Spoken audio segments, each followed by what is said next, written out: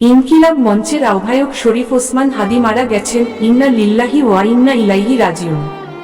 আজ বৃহস্পতিবার 18 ডিসেম্বর সিঙ্গাপুরের একটি হাসপাতালে তিনি শেষ নিঃশ্বাস ত্যাগ করেন। বৃহস্পতিবার রাত পৌনে 10টায় ওসমান হাদির অফিসিয়াল ফেসবুক পেজে দেওয়া এক পোস্টে এ তথ্য নিশ্চিত করা হয়েছে। পোস্টটিতে লেখা হয়, ভারতীয় আধিপত্যবাদের মোকাবিলায় মহান বিপ্লবী ওসমান হাদিকে আল্লাহ শহীদ হিসেবে কবুল করেছেন। জুলাই অভ্যুত্থান এবং আওয়ামী লীগ নিষিদ্ধের আন্দোলনের মধ্য দিয়ে পরিচিতি পাওয়া হাদি ত্রয়োদশ সংসদ নির্বাচনে ঢাকা -8 আসন থেকে স্বতন্ত্র প্রার্থী হওয়ার ঘোষণা দিয়েছিলেন। গত শুক্রবার 12 ডিসেম্বর গণসংযোগের জন্য বিজয়নগর এলাকায় গিয়ে তিনি আক্রান্ত হন। চলন্ত রিকশায় থাকা হাদিকে গুলি করেন চলন্ত মোটরসাইকেলের পেছনে বসে থাকা। গুলিটি লাগে হাদির মাথায়।